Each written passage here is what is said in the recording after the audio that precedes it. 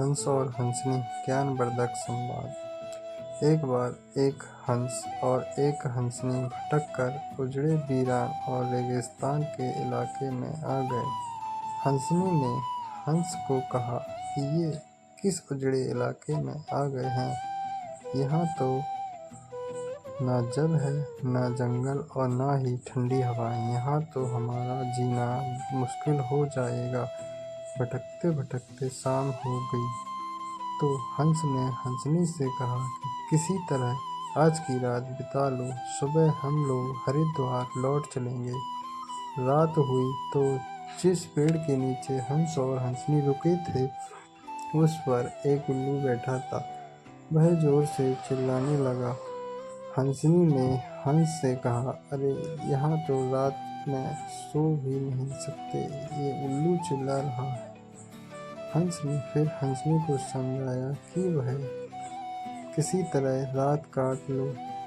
मुझे अब समझ में आ गया कि ये इलाका वीरान क्यों है। ऐसी उल्लू जिस इलाके में रहेंगे वो तो वीरान और उजड़ा रहेगा ही। पेड़ पर बैठा उल्लू दोनों की बातें सुन रहा था। सुबह हुई, उल्लू नीचे आया। उसने कहा कि हंस भाई, मेरी वजह से आपको रात में तकलीफ हुई, मुझे माफ़ कर दो। हंस ने कहा, कोई बात नहीं भैया, आपका धन्यवाद। यह कहकर जैसे ही हंस अपनी हंसनी को लेकर आगे बढ़ा, पीछे से उल्लू चिल्लाया, अरे हंस, मेरी पत्नी को लेकर कहाँ जा रहे हो? हंस चौंका। उसने कहा, आपकी पत्नी? अरे भाई, यह हंसनी है, मेरी पत्नी है, मेरे साथ आई थी, मेरे साथ जा रही है। उल्लू ने कहा, खामोश रहो, ये मेरी पत्नी है। दोनों के बीच विवाद बढ़ गया। पूरे इलाके के लोग एकत्र हो गए। कई गांव की जनता बैठी, पंचायत बुलाई गई, पंच लोग भी आ गए। बोले, भाई किस बात का विवाद है? लोगों ने बताया कि उल्लू कह रहा है कि हंसनी उसकी पत्नी है और हंस कह रहा है कि हंसनी उसकी पत्नी है। लंबी बैठक और पंचायत के बाद पंच लोग किनारे हो गए और कहा कि भाई, बात तो यह सही है कि हंसनी हंस की ही पत्नी है, लेकिन ये हंस और हंसनी तो अभी थोड़ी देर में इस गांव से चले जाएंगे।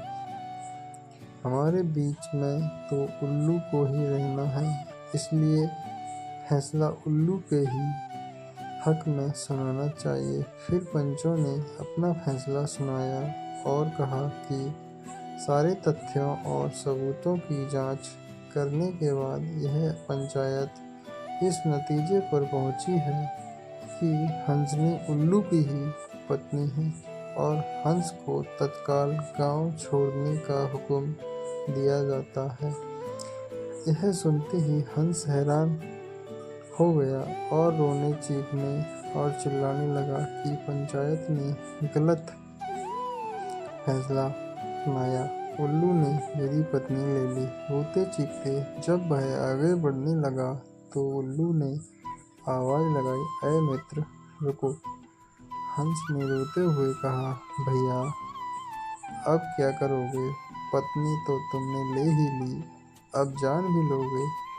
उल्लू ने कहा, नहीं मित्र, ये हंसनी आपकी पत्नी थी और रहेगी, लेकिन कल रात जब मैं चिल्ला रहा था तो आपने अपनी पत्नी से कहा था कि यह इलाका उजड़ा और वीरान इसलिए है क्योंकि यहाँ उल्लू रहता है।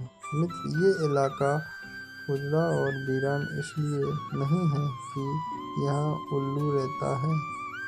यह इलाका उजड़ा और वीरान इसलिए है क्योंकि यहाँ पर ऐसे पंच हैं जो उल्लुओं के हक में फैसला सुनाते हैं। शायद 65 साल की आज़ादी के बाद भी हमारे देश की दुर्दशा का मूल कारण यही है कि हमने उम्मीदवार की योग्यता न देखते हुए हमेशा ये हमारी जाति का है, ये हमारी पार्टी का है के आधार पर अपना फैसला उल्लुओं के ही पक्ष में सुनाया है। देश की बदहाली और दुर्दशा के लिए कहीं न कहीं हम भी जिम्मेदार हैं। पंचतंत्र की ये कहानी हमारे वर्तमान को देखकर ही लिखी गई है। यह कहानी आप MK हिंदी स्टोरी पर सुन रहे हैं।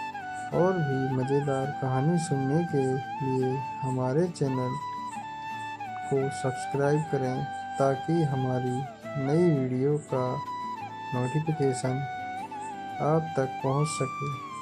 धन्यवाद।